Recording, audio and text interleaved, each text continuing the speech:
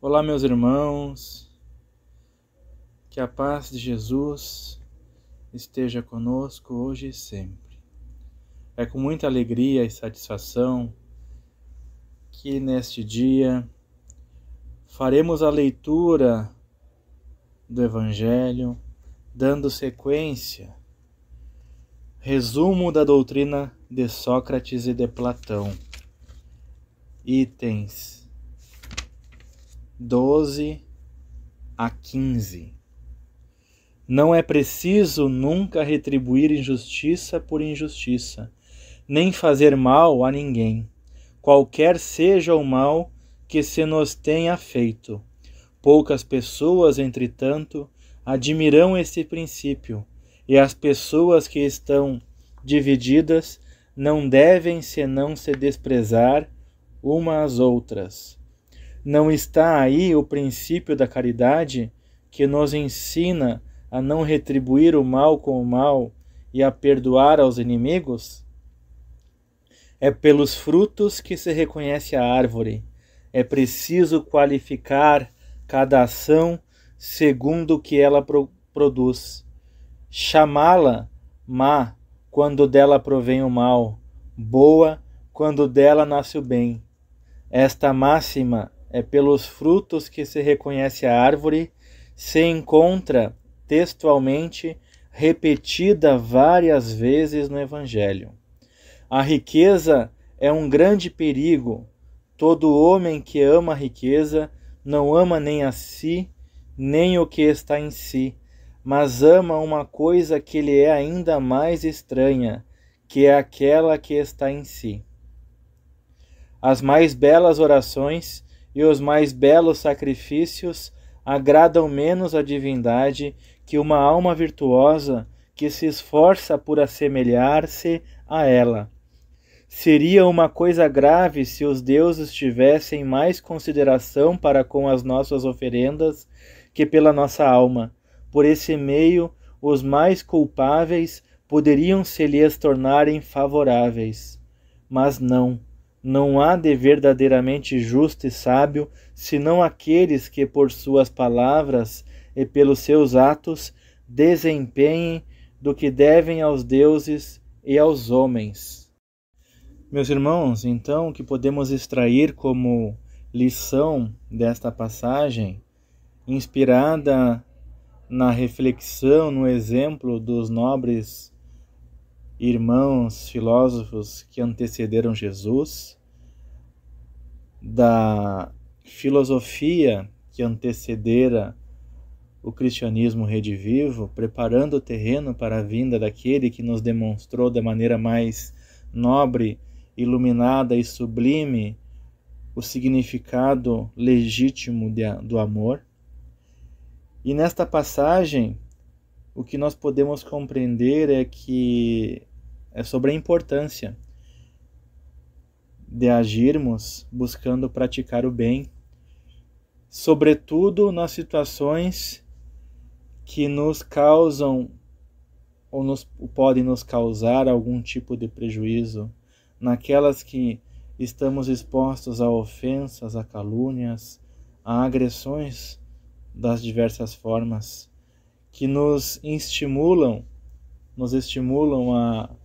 ao ódio, à raiva, ao sentimento de injustiça nos lamentando, e que nos alimenta, se assim não lutarmos contra, nos alimenta o desejo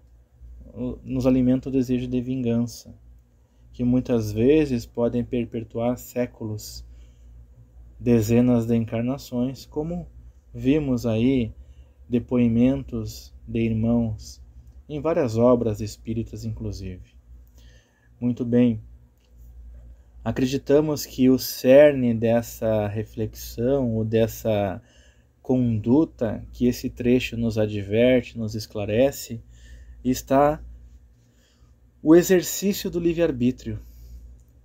Esse presente divino, essa bênção de Deus que Deus nos concedeu para que nós possamos praticar o bem, aprender a praticar o bem da melhor maneira possível, gradativamente.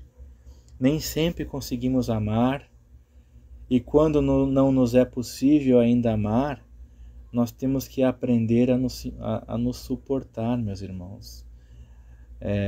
Acreditamos que esse seja o caminho que precede o amor. Suportar é premissa para respeitar. Aonde não há capacidade de suportar, dificilmente conseguimos respeitar e, por consequente, nos é impossível amar. E abordando a questão do livre-arbítrio, para facilitar ou para agregar um pouco mais na compreensão, para iluminar nossas mentes, nos trazendo um farol do esclarecimento, eu trago aqui, meus irmãos, algumas passagens, alguns fragmentos aqui, alguns parágrafos que estão na obra O Problema do Ser, do Destino e da Dor, do nosso irmão Leon Denis, contemporâneo do codificador Allan Kardec. E lá no capítulo 22, Livre-Arbítrio, num parágrafo ele diz o seguinte: à primeira vista, a liberdade do homem parece muito limitada no círculo de fatalidades que o encerra. Necessidades físicas, condições sociais, interesses ou instintos. Mas considerando a questão mais de perto, vê-se que essa liberdade é sempre suficiente para permitir que a alma quebre este círculo e escape às forças opressoras. A liberdade e a responsabilidade são correlativas no ser e aumentam com sua elevação. É a responsabilidade do homem que faz sua dignidade e moralidade. Sem ela, não seria ele mais do que um autômato, um joguete das forças ambientes. A noção de moralidade é inseparável da de liberdade. O livre-arbítrio é, pois, a expansão da personalidade e da consciência.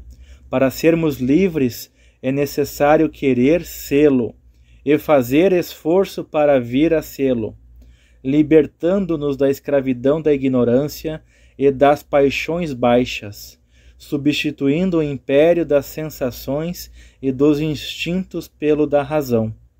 Isto só se pode obter por uma educação e uma preparação prolongada das faculdades humanas, libertação física pela limitação dos apetites, libertação intelectual pela conquista da verdade, libertação moral pela procura da virtude.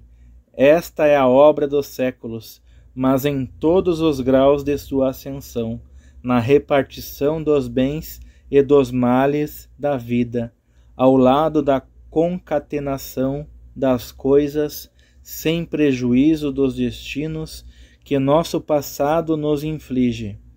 Há sempre lugar para a livre vontade do homem. Então, meus irmãos, esta passagem muito interessante do nosso irmão Leon Denis nos demonstra a responsabilidade, a importância que temos e as consequências condicionadas a esta bênção que Deus nos possibilitou, nos permitiu, nos presenteou, né, que é a bênção do livre-arbítrio, né, e que a partir deste roteiro nós podemos praticar o bem, praticar a caridade, uma das principais virtudes, né, e a prática, né, por mais entendimento que tenhamos, a nossa ascensão depende da prática daquilo que sabemos. Não basta saber, não basta o estudo. Claro que saber, estudar, o esforço, a compreensão, o entendimento e a compreensão tem seu valor, mas a nossa ascensão, o nosso aperfeiçoamento está condicionado, sobretudo, à prática do bem. Ao quanto nos esforçamos para nos tornar homens de bem e combatendo a injustiça sem retribuir o mal com o mal. E é interessante, meus irmãos, que essa lição ela precede a vinda de Jesus. Como eu havia dito no início, foi uma preparação do terreno por parte de precursores, irmãos, expoentes que vieram designados diretamente por Jesus para nos trazer um entendimento mínimo, cuja a sociedade da época tinha condições mínimas de compreender. Então, meus irmãos, esta é a leitura, a reflexão do Evangelho desta noite. Desejo que as palavras, as reflexões possam penetrar em nossas mentes, nossos corações, nos auxiliando, nos fortalecendo, através do esclarecimento, nós possamos superar as nossas dificuldades, nós possamos nos sentir mais animados, mais dispostos e esperançosos para viver com Jesus e para Jesus, hoje e sempre. Fiquem na paz de Deus, na paz de Jesus, e que assim seja.